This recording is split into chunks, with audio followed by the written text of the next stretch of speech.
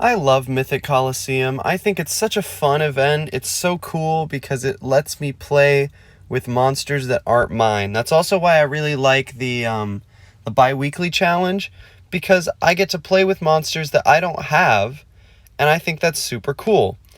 So I'm just gonna be doing some Mythic Colosseum here. I made this like pseudo PvP team that honestly isn't that good. But I just wanted to use Abyss Soldier Poseidon because I haven't gotten a chance to really like completely utilize him yet. And so I just made this team and I've been using it. It's kind of been working. So yeah, it's got Angel Lion 2. I use a Trahasis for the cannibalize on the banana mid. So it's not the best.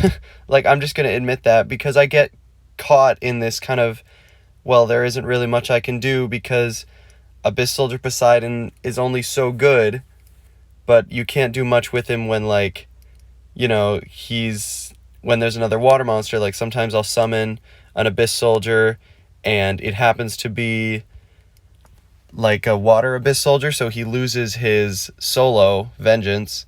And if monsters don't die, Vengeance is honestly pretty useless. So it's not the greatest team, but I just use it because it's fun and it works the majority of the time. I just have, Nova Drake and Deucey Scion at the end. Rock Colossus because I think he's cool. And I put my Mythic at the back, in this case, Ddraig. And yeah, so that was an easy battle. I have lost my fair share of these, trust me. I run across teams all the time that just completely counter what I'm trying to do. Like, I was literally just about to say, like, I lose to Garden Fairy Sunflower a lot. And sure enough, Garden Fairy Sunflower is in this front line. So I'm going to try and kill... Nope. Okay, so he also has Malwing. So I'm going to kill the Snow Hulk so that Vengeance can be on Garden Fairy Sunflower instead of Retribution, because I don't think Retribution would have killed, if I'm just being honest. He's gonna not purify. Or, he is gonna purify, not snowball. There, he does the snowball. I'm going to cannibalize this bronze shell, because nobody wants a bronze shell sitting around. Well, Vengeance to Grimoris. Malwing's still asleep. I just lost, Abyss Soldier Poseidon, but that's okay. He has a dual Dragoon next in line, which is a monster that I hate, like, with a passion, because it was this last season, not the one we're in now, but this last season, it seemed like every single person in the universe was using him, and I was trying to use, I was using Crystal Worms, so that, raw double repulse and the raw twin knockback completely shut down my Crystal Worms, and it was so annoying. Like, I cannot explain to you how obnoxious it was to just get stunning entranced and dreaming entrance. So, like, obviously the stun didn't matter, but the dreamy entrance would always put, like, my charged Crystal Worm to sleep, just because that's how RNG goes. And then he would always, like, knock back or repulse the other two, and it's just a pain. But I won this battle because I had a stun absorber to absorb the dual Dragoon stun. But, I really hope he's not used as much in this season. And he honestly hasn't been used as much. I haven't noticed a lot of people running him, which is nice. Now here, I did get blizzarded, which is unfortunate, because I don't really have I don't have an accelerate in this team. So yeah, 102 second Blood Crave, that just feels wrong. But it is what it is. I think... No, I'm going to skip and do the raw Blood Fury on Zebarius to get the turn back. Kill Gorgodrake because he needs to die at some point. Looks like the Rune Dragon Dreamy Entrance killed... was that Malwing? I honestly forgot now. But killed whatever monster I lost at the same time. So we're just going to kill Rune Dragon. I don't think I ever mentioned this, but I think Rune Dragon is one of my favorite monsters in the game. And every time there is an egg for him, I open it like a madman, because I want him so bad. I don't even think he's, like, crazy OP, but I think he's so cool, and I think he looks super cool, and I want him really, really bad, but I can never manage to get him. And in fact, this last time he was in a featured egg, it was with Grimoris, and I tried opening for Rune Dragon, and I ran out of gems, and I didn't get anything. And I was like, okay, this is horrible. I need to get more gems because I need Rune Dragon. So I grinded this game like nobody's business, trying to get enough gems to open another pack to hopefully get Rune Dragon, and I actually got Grimoris. So that was honestly pretty lucky, but at the same time, it means I still don't have Rune Dragon, which makes me sad, because like I said, I think he's one of the coolest monsters in this game. Also, I don't know if I'm going to win this battle, just based on what I'm seeing here. Yep, that's not good. Oh, that's really not good. Oh boy. So, yeah, I'm wondering if Piercing Blow would kill Sukenshi. I don't think it would, but honestly, do I need it to? Because I'm not worried about, like, what's he going to do? Dual Slayer Bane? But, like, 2 of my people have shields anyway. So, yeah, I think we're fine. Yep, called it. Except this Dragulus is going to be a very bad guy to have right now. But I can do that. Oh, boy. This Retribution doesn't kill. There's no way. Yeah, it wouldn't have killed Zacharlisk. I just don't have that kind of faith. But this kills Zacharlisk. Am I worried about Bastia? No, but I am worried about Spectre Fox.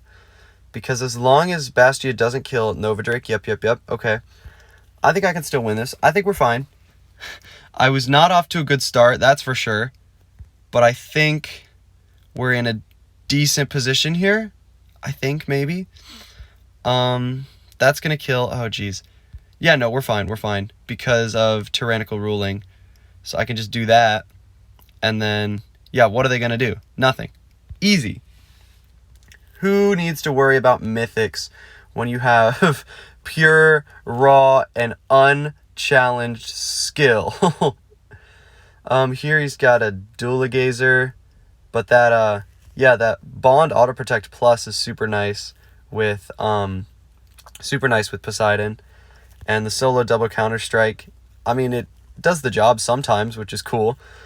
I'm going to kill Dualigazer because I really am not trying to get times upped, get Swift Chrono Killered or Stealth Baned. We're just going to take out the Dolphreeze. I get a double turn again with this champion entrance. Just go for Aviaronyx and Bobble Basher because they're the closest. And I think I'm going to kill Jaguardian. Because, like, I'm not worried about a Scorpiogeist when nobody's poisoned. So now I can take him out. Now I've got Blood Crave charged. I can kill the Magatsuo. It hasn't even been enough seconds for Deathgazer to get his entrance. I'm just going to Abyssal Calling, and I can kill the Moku with the Trahasis. And then I get a Fairy Vast, who's going to get a quick turn. I'll just no guard. Why not? And if he gets another turn, I'll get to do a team turn. Oh, never mind. Actually, I don't remember if it's solo team turn or not. So maybe it wouldn't have worked with Poseidon on here.